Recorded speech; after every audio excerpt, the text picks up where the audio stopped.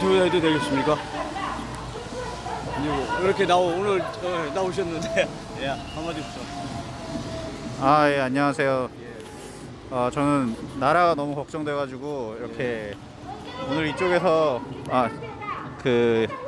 이쪽에 저희 친한 형이랑 약속이 있어가지고 왔다가 태극기 집회를 보고 참석하게 된 시민입니다. 네. 또 지금 이게 집회에 오시기 처음이시죠? 아니요, 저번에도 왔었습니다. 오셨어요? 네. 오시는 도중에 이제 여기 들어 합류하신 거군요. 네네, 오늘 와가지고 한 1시간 전쯤에 합류했어요.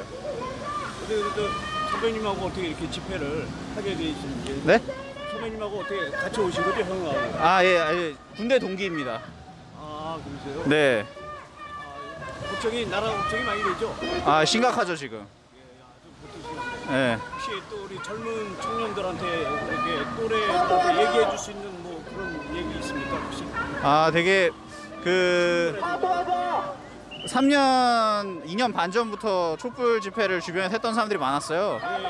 근데 그 사람들은 되게 그런 게 어떻게 보면 젊은 사람들의 문화라고 생각을 하고 되게 자신들이 하는 행위에 대한 그런 문화적인 정당성을 많이 부여를 하더라고요. 근데 저는 별로 그렇게 보진 않거든요. 왜 그러냐면은 거기에는 정치적 의도가 다분히 숨겨져 있는데 그 정치적 의도를 전혀 자신들은 모르고 그거를 하나의 촛불 문화다 이렇게만 생각을 해서 참여를 하고, 이런 태극기 집회 같은 경우에는 단순히 그냥 어떤 진실의 그런 의도를 모르고 그냥 그 나이가 많은 사람들이 하는 거다, 그냥 단순히. 저들이 그냥 뭐 시간 때우기 위해서 한다, 내지는 단순히 그냥 박근혜 대통령을 맹목적으로만 지지한다라고 생각을 해가지고 되게 어떤 그 안에 숨겨져 있는 의미들을 무시를 하고 자신들이 해석하고 싶은 대로 해석을 하고 이런 거에는 전혀 거들떠보지도 않고 관심을 안 가지더라고요. 근데 다 굉장히 잘못된 생각이거든요. 그래서 그런 생각들을 가지지 말고 한 번쯤 나와서 여기서 얘기를 하시는 분들의 얘기를 한 번 좀 들어보고 그 다음에 자신들이 집에 가서 좀 자료나 그 다음에 여러 가지 것들을 좀 찾아보고 스스로 생각하는 그런 기회들을 가졌으면 좋겠습니다. 이게 처음에 이렇게 아시게 된 거는 어떻게 아셨습니까? 아니면 TV 보고 아셔가지고 한 겁니까? 스스로 오신 게? 저는 이 집회요? 예, 집회요. 집회는 이제 거의 방송 안 하더라고요. 조선일보나 TV조선 이 정도만 방송하고 유튜브 같은 데서만 이제 방송하다 보니까 이제 그런 거를 보고 이제 주변에 소개를 받고, 그러니까 유튜브 같은 데 소개를 받고 그다음에 자발적으로 나와서 알게 됐습니다. 그러면 혹시 주위에 있는 친구라든가 또래들은 이 태극기 집회를 어떻게 보고 있죠? 제 주변은 사실 태극기 집회 자체에 관심이 없어요. 일단 그 좌우를 떠나서 일단 관심이 없고, 그게 가장 큰 문제라고 생각을 합니다. 그러니까 태극기 집회가 단순히 저는 그럼 어떻게 박근혜 대통령을 석방하라는 것 자체에만 목적이 있다고 생각하지 않거든요. 그렇게 알고 있군요. 네, 저는 그렇게 생각을 합니다. 그 자체가 중요한 게 아니라, 물론 그것도 중요하다고 생각을 하지만 가장 최우선적인 목적은 그러니까 국익을 먼저 우선시하고 그 다음에 자유 대한민국을 좀 지키려고 하는 그런 관점이 있지 않나, 이 목적 자체가 그렇게 생각을 하고 있습니다. 청년들이 여기 알바비라도 일당비가 많이 올라가서 참 좋아했는데 요즘은 일이 없는 걸로 알고 있다고 그래요. 지금 되게 심각해요. 되게 청년 일자리가. 제 주변에서 제 후배들도 지금 일자리를 못 구해서 그냥 알바로 전전하는데 그 알바 자리도 지금 최저시급이 올라서 못 구합니다. 그래가지고 지금 되게 많이 어려운 상황이에요, 경제적으로. 임금이 올라갔을 때는 참 좋아했을 거 아닙니까? 그러니까 그게 되게 사람들이 잘못 알고 있는 게, 임금이 오르면은 자신들의 소득만 오른다고 생각하는데 사업을 하는 사람 입장에서 그렇게 생각하지 않거든요. 왜냐면은 예를 들어서 똑같이 8시간을 근무를 시킨다고 했을 때 그 사람들이 8시간 하루에 근무시킬 거를 4시간, 3시간을 줄이고 그 다음에 그 사장님, 자영업자의 가족들이라든지 친척들이 나와서 일을 해요. 훨씬 더 싼 임금으로. 그리고 사람들이 생각하는 게 그러면은 1인 자영업자 같은 사람들은, 그런 소상공인들은 상관없지 않냐 이렇게 생각하는데 그것도 되게 오산입니다. 왜냐면 그 물가를 구성하고 있는 여러 가지 것들 중에 가장 기본적인 거가 이제 임금이거든요. 그 임금을 올려버리면 거기에 수반되는 모든 물가가 다 오릅니다. 식자재비, 물류비, 유통비, 이게 다 올라요. 그러면은 당연히 사업하는 이 사람 입장에서는 그런 메커니즘에 갇혀가지고 그런 오르는 물류비라든지 유통비는 어떻게 자기가 할 수가 없어요. 그럼 어떻게 하냐? 지금 있는 사람들을 어떻게든 더 안 쓰려고, 물론 혼자 일을 했다고 해도 더 안 쓰려고 하는 거죠. 그리고 자기 자신조차도 이제 그 오르는 식자재비나 말씀드린 그런 물류비를 감당을 못해서 결국 폐업을 하게 되는 경우도 많고요. 또 주 수당도 네. 좀 그게 그 주 5일 넘으면 수당 안 주려고 그런다고 그런 면도 있던데. 그러니까 그 주유 수당도 굉장히 지금 실수를 하는 게 그 우리나라 같은 경우에는 기본적으로 그러니까 지금 일을 예를 들어서 일주일에 3일 이상만 하면은 제가 알기로 3일인가?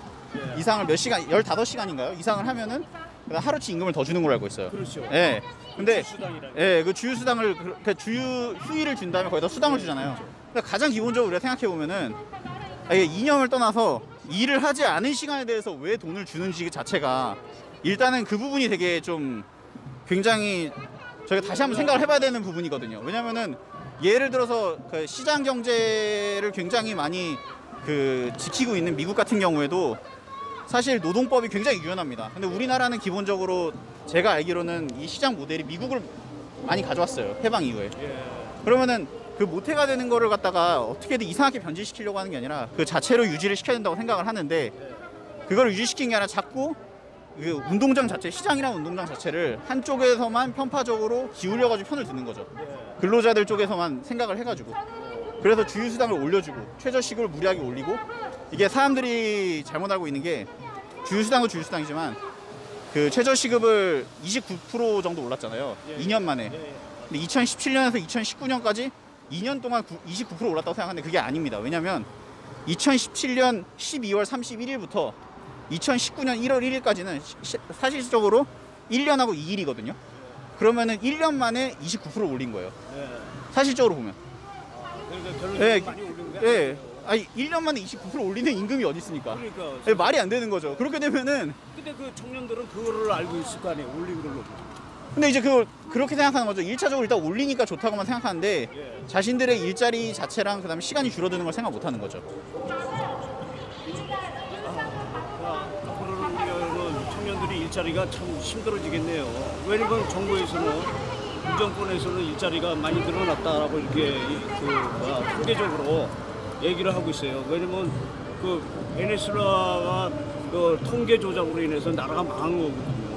그 저번에 그 통계청장의 어떤 그런 얘기가 작년이죠. 작년에 그런 게 있었는데 정부에서 좋아하실 만큼 통계를 만들어 드리겠습니다. 그러니까 그걸 이제 조작을 하게 되면은 많은 그 청년들이 헷갈릴 수도 있겠어요. 그러니까 이게 그 통계적인 거, 그러니까 이게 그러니까 통계가 사실 어떻게 보면은 되게 예민하고 민감한 부분이거든요. 그렇죠. 해석에 따라서 굉장히 여러 가지 결과가 나올 수 있는 부분들이 포함이 돼 있다고 생각합니다. 통계라는 것 자체가. 근데 그 통계를 그냥 있는 그대로만 딱 보도를 하면 되는 거라고 저는 보거든요. 사실. 그러니까 그 아무리 기존의 거라 그래도 이게 내 입맛에 맞지 않는 거라고 무조건 버리는 게 아니라 예를 들어서 이런 거예요. 지금 그 1분위 소득계층, 그러니까 소위 말해서 하위 20%의 소득계층 같은 경우에는 전체 소득이 줄었다고 나오고 5분위, 그러니까 상위 20%의 소득과의 격차가 벌어졌어요. 원래는 제가 알기로는 그게 최근까지는 그 최저임금 이렇게 급격하게 오르기 전까지는 4배, 5배 미만으로 알고 있거든요.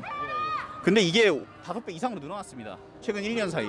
그러면 그 이유가 뭔가를 봤을 때 그 당연히 아까 말씀드린 그런 일자리 자체가 줄어서 그런 거거든요. 근데 일자리를 가진 사람들에 한해서는 근로소득이 올라갔다고 얘기를 해요. 그거를 통계로 낸다면 물론 그 통계 자체는 거짓은 아니에요. 근데 그건 자기가 어떻게 보면은 입맛에 맞는 통계를 자료를 드리는 거잖아요. 그렇죠.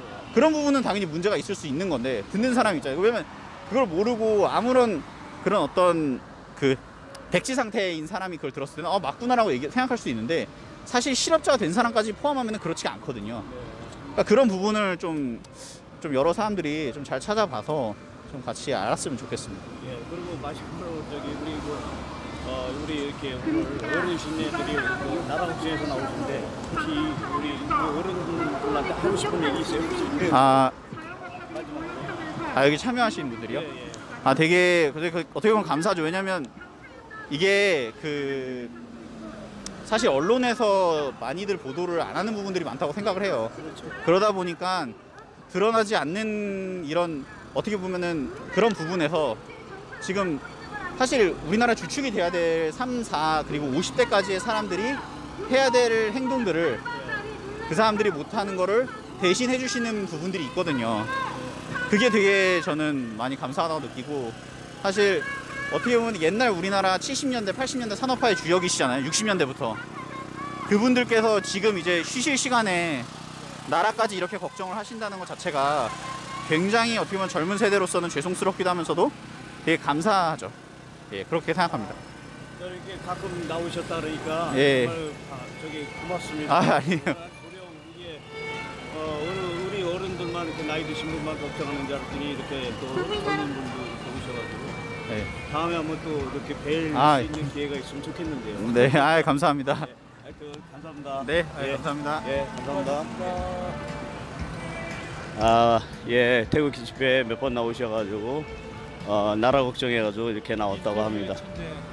예, 예, 예, 오늘 너무 고맙습니다. 걱정돼가지고 중간에 또 친구분이신지 같이 이제 또 이렇게 집회에 잠시 참여하시고 인터뷰까지 해주셨습니다.